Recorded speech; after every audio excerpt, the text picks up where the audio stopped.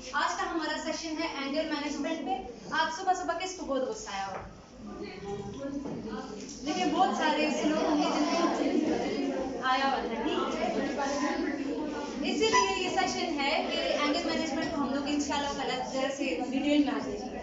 अच्छा, first of all will come towards what is anger. आपके पास anger क्या है? गुस्सा। गुस्सा क्या है? मैं ये पूछ रही हूँ, कोई बता सकता है?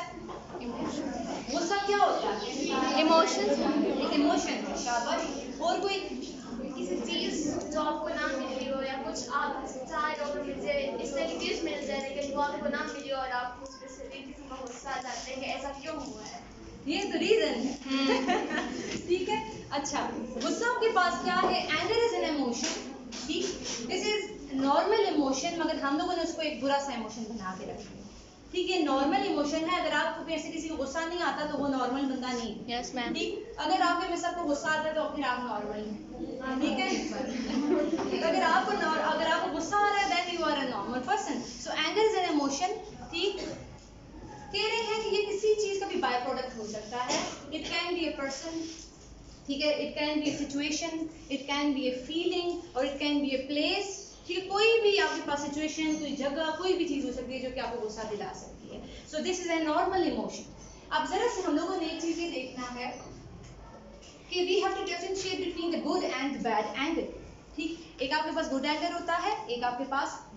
अब जरा से डिफरेंस आपके पास क्या है? सबसे पहले गुड एंगर क्या है कि आपके पास अगर आपको ह्यूमन की डिग्निटी और राइट्स के ऊपर अगर आप आवाज उठाते हो और आपको उस चीज पर गुस्सा आ रहा है, ठीक है, तो वो आपके पास that is a good anger. अगर आप देख रहे हो कि कोई आपकी इज्जत को वायलेट कर रहा है, या जैसे आजकल पाकिस्तान को सारे वायलेट कर रहे हैं, ठीक, उस पर अगर आपको गुस्सा आ रहा है, जैसे बहुत सारी आवाम को आ रहा है, दैट इज गुड एंगर। हमें इसको शो करना चाहिए, ठीक। आपने ये चीज भी देखी होगी कि हम लोग अपने इस्लाम जो है उसकी डिग्निटी को सेव रखने के लिए अपने प्रॉफिट के ऊपर कोई बात नहीं सुन सकते। हम सारे के सारे बाहर निकल आते हैं, ठीक है। हम इनटॉलरेट होते हैं, हम टॉलरेट नहीं कर सकते आपके पास क्या कहते हैं कि हमारे प्रॉफिट के ऊपर कोई इस तरह आके बात कर दे या कार्टून्स बना ले या कोई भी इस तरह, ठीक है। तो हमारा एक स्पेसिफिक, हम मुस्लिम्स के अंदर एक चीज़ है कि हम इनटॉलरेंट हैं इस चीज़ के ऊपर, कि हम अपने मजहब के ऊपर कोई भी बात नहीं, जान दे देते हैं मगर जान उसके ऊपर लड़ाई, तो वो that is a good anger, ठीक है। अगर आप अपने ह्यूमन राइट्स के लिए, डिग्निटी के लिए, अपने मोरालिटी के लिए बोल रहे हो, that is good anger, you have to show.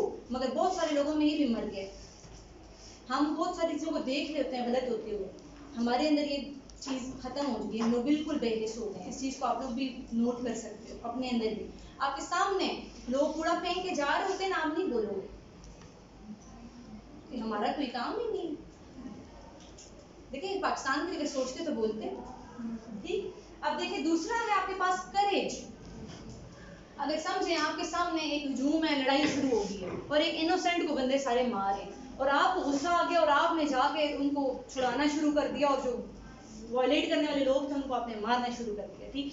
हज़रत उमर की मिसाल कि उनके पेट में बड़ा दर्द था कि जब इस्लाम कबूल कर लिया मैं किसको बताऊं। उनकी करेज थी ना। वो कहते हैं अच्छा बताएं भी, एक उनके पास के, उन्होंने कहा कि मदीना का, मक्का का सबसे बड़ा ढिंडोरा कौन है?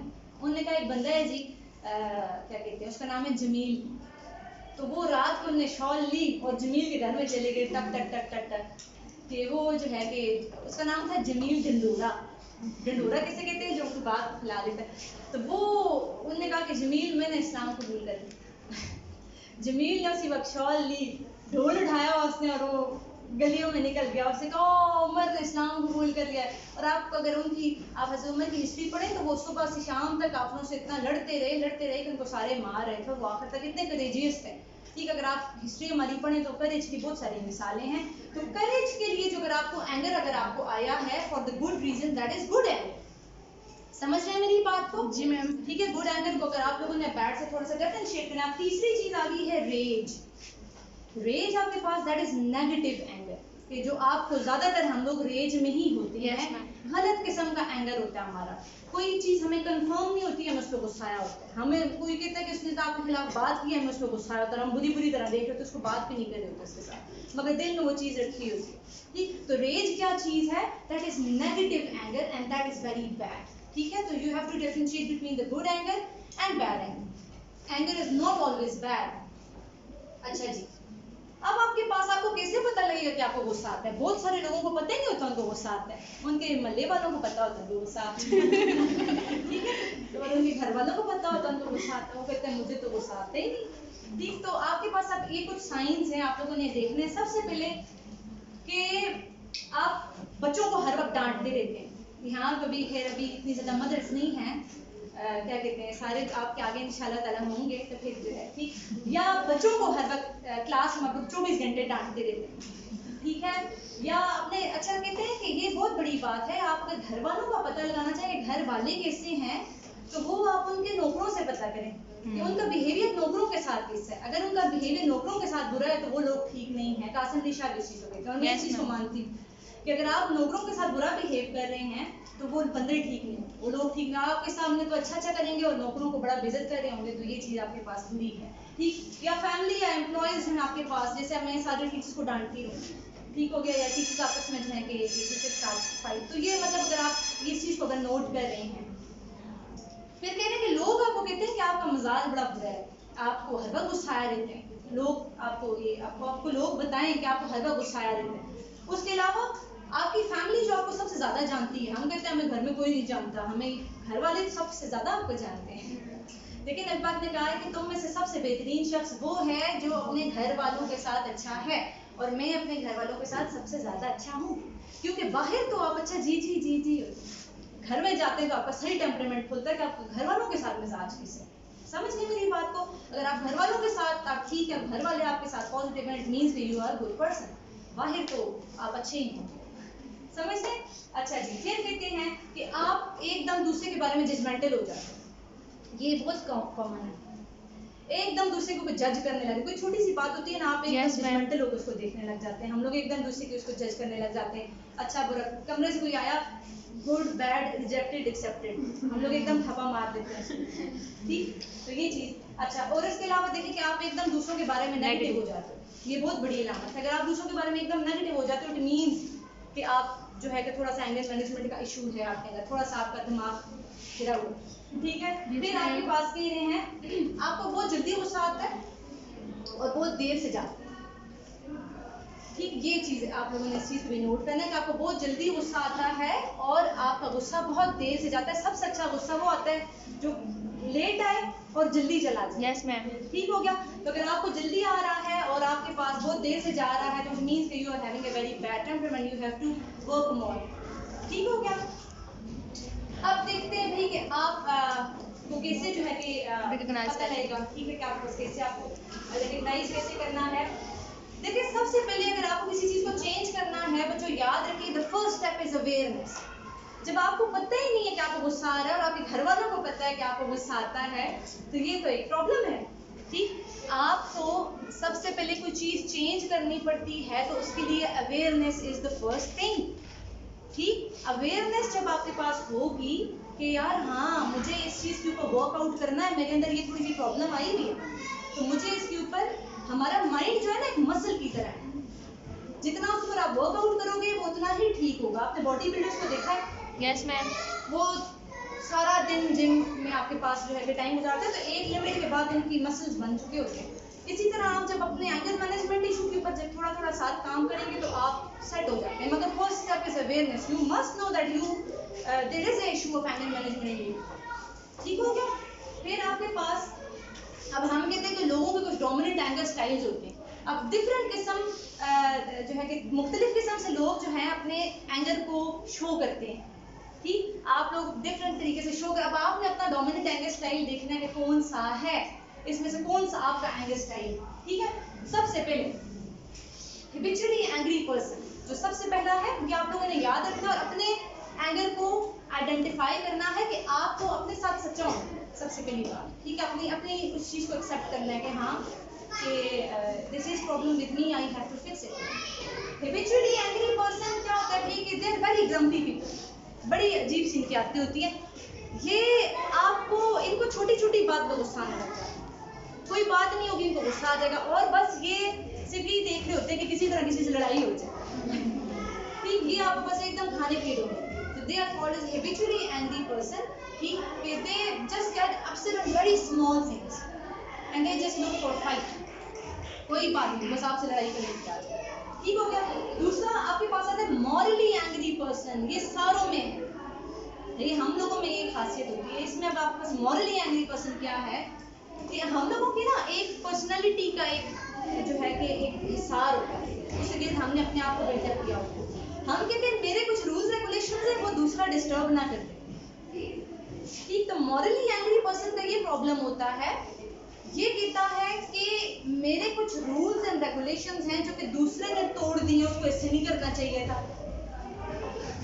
समझते हैं मेरी बात को? Yes, ma'am. कि उसने मेरे ये रूल्स तोड़ दिए हैं, उसकी वजह से जो है कि मुझे गुस्सा आ गया। ठीक, तो this is morally angry person. ये लोग ये समझ रहे होते हैं कि इनके कुछ रूल्स हैं जो कि दूसरे ने वायलेट किए हैं, अगर वो वायलेट ना करते तो मुझे गुस्सा ना आता, यानी अगर ये ऐसे ना करती तो मुझे गुस्सा ना आता है। देखिए मैम, इसको देखिए, ये ऐसे कर रही है तो मुझे गुस्सा आ रहा है। होता है सारों के साथ। Yes, ma'am. तो ये चीज बहुत कॉमन है कि हम दूसरे के ऊपर ब्लेम कर रहे होते हैं। भाई दूसरे को तो आपके रूल्स रेगुलेशन से कोई ताल्लुक नहीं है, वो तो आपके अपने रूल्स रेगुलेशन हैं जो कि आपने खुद बनाए हुए, दूसरे की अपनी लाइफ है। ठीक, हम ये बाउंड हुए होते हैं कि दूसरा भी वही करे जो कि मैं चाह रही हूँ, जो मुझे पसंद नहीं है दूसरी वो ना करे, जो मुझे पसंद नहीं है वो बंदा ऐसे ना करे। ठीक है, तो ये they are morally angry person. ठीक, तीसरा आपके पास आ जाता है प्रीमेडिटेटेड एंग्री पर्सन। अब प्रीमेडिटेटेड एंग्री पर्सन क्या होता है भाई कि ये लोगों में थोड़ा सा कॉम्प्लेक्स होता है। ये लोग क्या करते हैं ना कि ये अपने गुस्से को निकालने के लिए दूसरे को दबाते रहते हैं। ठीक, दूसरे को बुली करेंगे या तो दूसरे को ऐसे दबा के तो ऐसे उसको तंग करके तो अपना गुस्सा जो है निकाल। ठीक, जैसे आपने अक्सर वो देखा होगा, वो मूवीज में भी दिखाते होते हैं, क्लास में जाते हैं, वो एक ग्रुप आता है, दूसरे को बुली करता है और वो जो बच्चे उनसे डरे डरे रहते हैं, तो हालांकि वो खुद कुछ कॉम्प्लेक्स का शिकार हुए होते हैं। ठीक है, तो उनको कुछ आपके पास कॉम्प्लेक्सेस होते हैं, उनके लिए अलग है। बुलिंग का बहुत बड़ा इशू है भारतीय ममालिक में, हमारे ममालिक में नहीं है अल्हम्दुलिल्लाह। तो बाहर बहुत सारे बच्चे सुसाइड कर लेते हैं बुलिंग की वजह से। तो ये बहुत ज़्यादा प्रॉब्लम है कि बच्चे दूसरे को तंग करते हैं। और जिस नाम समझे, मैं छोटी सी एग्जांपल देती हूँ, अपनी क्लास में बहुत डोमिनेंट बच्ची है, वो कहती है ये सीट मेरी है, दूसरी कोई बच्ची सीट पे नहीं बैठ सकती, पता नहीं वो मेरे साथ क्या करेगी, मैं उसकी सीट पे बैठ गई हूँ। ठीक है, तो ये एक छोटा सा स्टाइल है ऐसे शो करने का। फिर आपके पास आता है एंगर एडिक्ट। ठीक, समझ आ रही है सारों को? Yes, ma'am. एंगर एडिक्ट कौन सा बंदा होगा? एंगर एडिक्ट जो है आपके पास, एडिक्ट किसको कहते हैं? आदी हो जाना। आदी हो जाना कहते हैं। ठीक, सदर जी देखो अच्छा, अब आपके पास एंगर एडिक्ट्स क्या होते हैं कि अच्छा, they are addicted to a certain feeling. कोई भी ऐसी फीलिंग होगी जिसके साथ वो एडिक्ट हो जाएंगे और उस फीलिंग की वजह से उनको गुस्सा आता रहेगा। जैसे कि अभी लीना ने कहा कि कोई चीज़ आपको नहीं मिल रही होती, आपको गुस्सा आ जाता है, ये एक एग्जांपल है। ठीक, कि आप उस फीलिंग को हटा नहीं पा रहे होते हो, किसी के साथ जो है कि शेयर भी नहीं कर पा रहे होते, तो फिर आप उस चीज़ को गुस्सा आते और आप घर वालों से लड़ाई करने शुरू हो जाते। घर वालों कहते तुम्हें क्या हो गया? तो आपको ये ऐसी फीलिंग्स हैं जो कि आप लोग जो है शेयर नहीं कर सकते हैं। ठीक है, आप लोग शेयर नहीं कर सकते हैं और आप लोग जो है कि they are just addicted to a certain feeling and they cannot control that feeling, so they get angry when they get feeling that. ठीक है, समझ आ गई? Yes, ma'am. फिर आगे आ जाता है कि shame based angry person। ठीक, shame based angry person कौन से होते हैं? ये बहुत सेंसिटिव होते हैं। ठीक, they are very sensitive। उनको कोई छोटी सी बात कहे ना तो वो जैसे कि खफा हो जाते हैं। Yes, ma'am. अगर कोई छोटी सी बात, अगर आप कोई छोटी सी चीज पे क्रिटिसाइज कर लेते हैं, Yes. आप खफा हो जाते हैं।